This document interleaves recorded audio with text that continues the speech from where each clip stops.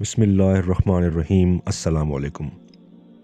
حضرت ابراہیم علیہ السلام اپنی بیوی حضرت ہاجرہ اور شیرخوار صاحبزادے حضرت اسماعیل علیہ السلام کے ہمراہ حضرت جبرائیل کی رہنمائی میں ایک ایسے خطۂ زمین پر پہنچے جہاں ہر سو خشک اور بے آب و گیا گھاٹیاں، خاردار جھاڑیاں اور ببول کے درخت تھے۔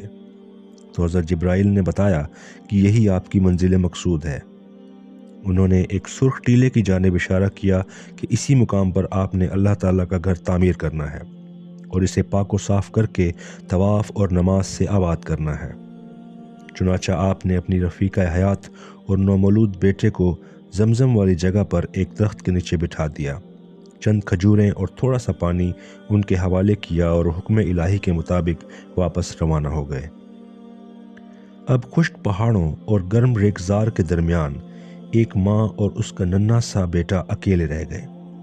سیدہ ہاجرہ نے اپنے شوہر کی جدائی اور اس ویرانی کو مشیت الہی سمجھ کر خوشی سے قبول کیا اور آج جس جگہ حتیم واقع ہے وہاں ایک جھونپڑی بنا کر اس میں رہائش پذیر ہو گئیں۔ حضرت ابراہیم روانگی کے وقت جو کھجوریں اور پانی دے گئے تھے وہ جلدی ختم ہو گئے اور نوبت یہاں تک پہنچی کہ اناج کا ایک دانہ پاس رہا، نہ پانی کا کوئی گھونٹ۔ آپ تو بھوک اور پیاس سے بے حال تھیں ہی، اس پر ترا یہ کہ ننھے بچے نے بھی بے بلانا شروع کر دیا۔ مامتا کبھی اپنی تنہائی اور بے بسی کا خیال دل میں لاتی اور کبھی اس کی نگاہیں اپنے ننھے منھے بیٹے کی حالت زار کا نظارہ کرتی۔ اس بھیانک جنگل میں نہ تو کسی انسان کے گزر کا تصور تھا اور نہ ہی کوسوں دور دور تک آبادی کا نشان تھا۔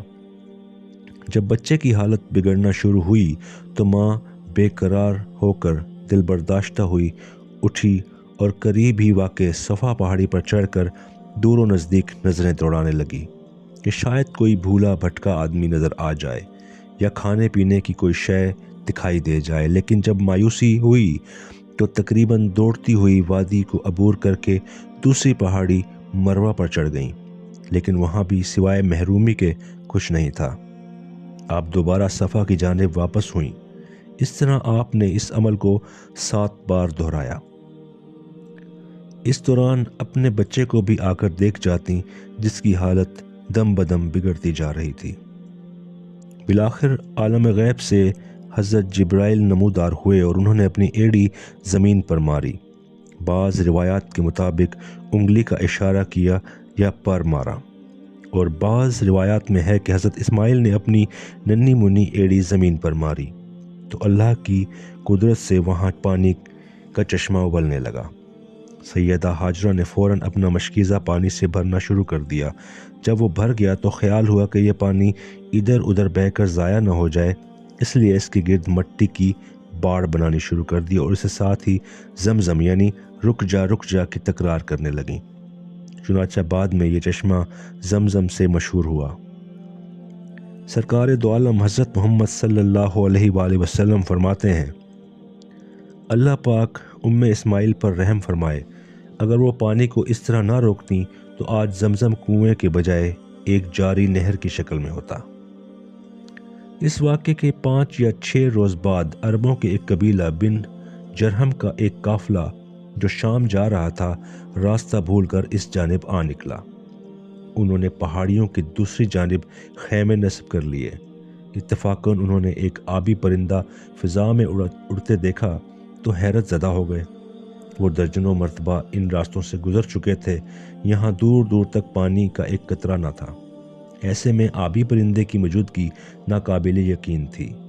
تاہم چند افراد حقیقت حال جاننے کے لیے ادھر ادھر پھیل گئے اور جلد ہی انہوں نے ایک ماں بیٹے کو ڈھونڈ نکالا جو پانی کے ایک چشمے کے کنارے رہائش پذیر تھے۔ قافلے نے حضرت ہاجرہ سے وہاں قیام کی اجازت طلب کی، جو اس پیشگی شرط کے ساتھ دی گئی کہ پانی کے مالکانہ حقوق سیدہ ہاجرہ کے نام سے محفوظ رہیں گے۔ باہم میل جول سے ماں بیٹے نے عربی بھی سیکھ لی، حالانکہ ان کی اپنی زبان عبرانی تھی۔ آپ کا لب و لہجہ وہی تھا جو 2500 سال بعد نازل ہونے والے قرآن پاک کا لہجہ قرار پایا۔ حضرت اسماعیل جوان ہوئے تو یہی قبیلہ بنو جرہم ان کا سسرال بنا۔ آپ نے 2 شادیاں کیں، دونوں بیویوں کا تعلق اسی قبیلے سے تھا۔ ان دونوں سے آپ کی 13 اولادیں ہوئیں، جن میں سے 12 بیٹے اور 1 بیٹی تھی۔ بیٹی کا نام بشامہ تھا، جو اپنے چچا حضرت اسحاق کی بہو بنی، جبکہ 12 بیٹے یعنی نبایوت، کیدار، ادبیل، مبشام، سما، دوما، مسا، ہدور، تیما، جلور، نفیس اور قدمہ عرب کے 12 قبائل کے سردار اور مورث اعلیٰ ہوئے۔ ایک اور روایت کے مطابق آپ کی اولاد کے نام ناطب، کیدار، اوبیل، مبسم، دوما، دوام، مسا، حداد، تیما، یتور اور فافش بیان کیے ہیں۔ حضرت محمد صلی اللہ علیہ وآلہ وسلم کیدار کی نسل میں سے تھے۔ وادی مکہ اپنی جلالت، عظمت اور مرتبے میں دنیا کے تمام شہروں سے افضل ہے۔ حضرت انس بن مالک سے روایت ہے کہ مسجد نبوی میں ایک نماز 50,000 گنا فضیلت رکھتی ہے، اور مسجد حرام میں ایک نماز پر 1,00,000 گنا ثواب ملتا ہے۔ روایت ہے کہ جب سرکار دو عالم حضرت محمد صلی اللہ علیہ وآلہ وسلم نے ہجرت فرمائی تو اس مقدس شہر سے رخصت ہوتے وقت حسرت بھری نگاہوں سے اس کی در و دیوار کو دیکھا اور فرمایا، اے مکہ، تو کتنا ذیشان شہر ہے اور مجھے کس قدر محبوب و مرغوب ہے۔ اگر میری قوم مجھے نہ نکالتی تو میں تیرے سوا کسی دوسری جگہ قیام نہ کرتا۔ ایک اور روایت کے مطابق رسول اللہ صلی اللہ علیہ وآلہ وسلم نے فرمایا کہ جس آدمی نے مکہ مکرمہ کی گرمی پر 1 ساتھ بھی صبر کیا تو اس سے جہنم 100 سال کے فاصلے تک دور کر دی جائے گی۔ یہ معزز شہر نزول قرآن اور ظہور اسلام کا مقدس مرکز ہے۔ اس شہر میں کافر کا داخلہ اور اس کی تدفین شرعاً ممنوع ہے۔ یہاں لڑائی کرنا حرام ہے، شکار کرنا بھی حرام ہے۔ اس شہر کے درخت کاٹنا، یہاں سے مٹی اور پتھر باہر لے جانا بھی حرام ہے، خواہ وہ حدود حرم میں سے لے جائے یا کسی دوسرے شہر میں۔ اس مقدس شہر کے قبرستان سے قیامت کے دن 70,000 انسان اٹھائے جائیں گے جو بغیر حساب کتاب کے جنت میں داخل ہوں گے، اور ان میں سے ہر ایک آدمی 70,000 لوگوں کی شفاعت کرے گا۔ یہ شہر دجال کے داخلے سے محفوظ رہے گا۔ انبیاء کرام میں سے کئی نبی ایسے گزرے ہیں، جب ان کی دعوت پر قوم نے لبیک نہ کہا اور انہیں جھٹلایا تو وہ بے بس ہو کر مکہ مکرمہ ہجرت کر آئے اور یہیں اللہ کی عبادت میں مصروف و مشغول رہے حتیٰ کہ دنیا سے رخصت ہو گئے۔ کعبہ شریف کے ارد گرد 300 انبیاء کی قبریں ہیں، جبکہ رکن یمانی اور حجر اسود کے درمیان 70 انبیاء کرام کی قبریں ہیں۔